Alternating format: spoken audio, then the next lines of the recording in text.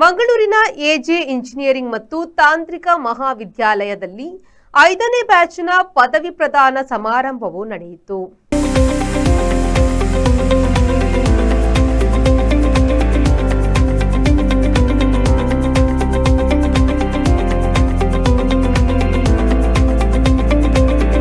ಎನ್ಐಟಿಕೆಎ ಸುರತ್ಕಲ್ನ ನಿರ್ದೇಶಕರಾದ professor B Ravi ಅವರು ಕಾರ್ಯಕ್ರಮವನ್ನು ಉದ್ಘಾಟಿಸಿದರು.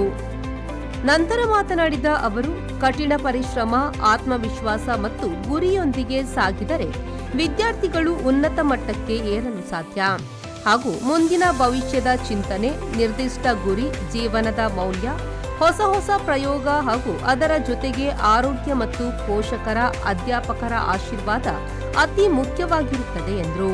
So, because of these several driving factors, and I just list a few things for you to think about.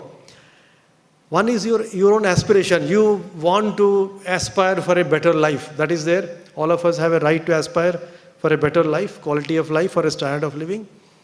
But also look at it. The economic aspiration is one side, but look at what happened in the last few days or weeks.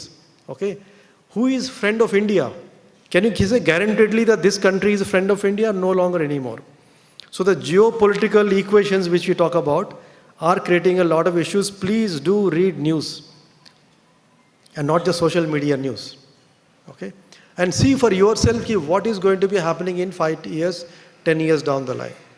Manipal MIT ಜಂಟಿ ನಿರ್ದೇಶಕರಾದ doctor Somashekar Bhat ಅವರು ಗೌರವ ಅತಿಥಿಯಾಗಿ ಭಾಗವಹಿಸಿ ಮಾತನಾಡಿ, ಮುಂದಿನ ಭವಿಷ್ಯದ ಪ್ರಜೆಗಳಾದ ವಿದ್ಯಾರ್ಥಿಗಳು ಅಧ್ಯಯನಶೀಲತೆಯನ್ನು ಅಳವಡಿಸಿಕೊಳ್ಳುವ ಮೂಲಕ ಸಾಧನೆಯನ್ನು ಮಾಡಿ ಹೆತ್ತವರಿಗೂ ಸಂಸ್ಥೆಗೂ ಕೀರ್ತಿಯನ್ನು ಗಳಿಸಿ ಸಮಾಜದಲ್ಲಿ ಒಂದು ಉತ್ತಮ ವ್ಯಕ್ತಿಯಾಗಿ ಮೂಡಿಬರಬೇಕೆಂದು ಆಶಿಸಿದರು.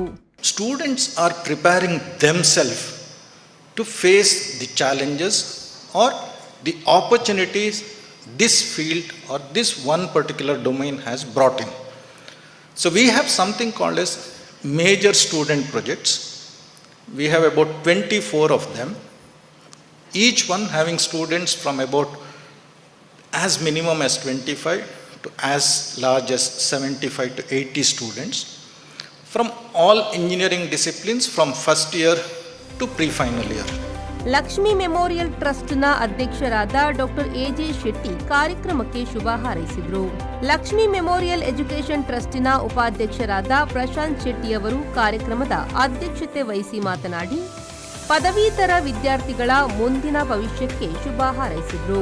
Since we began our mission of delivering quality technical education, our institution has grown into a dynamic institution recognized for its innovation-driven approach, student-centric program, and strong academic foundation. I take great pride today, along with the graduate passing out, to witness the series of development and has led to the growth of this institution. We have been able to bring this institution to these standards only with the cooperation and support of staff, students, and parents. On this occasion, we thank Vishwesvaraya Technology University for choosing us as a regional center in Mangalore region. ಕಾಲೇಜಿನ ವಿದ್ಯಾರ್ಥಿ ಕಲ್ಯಾಣ ಅಧಿಕಾರಿಯಾದ doctor Kishore Kumar Shetty ಪದವೀಧರ ವಿದ್ಯಾರ್ಥಿಗಳಿಗೆ ಪ್ರತಿಜ್ಞಾ ವಿಧಿ ಬೋಧಿಸಿದರು.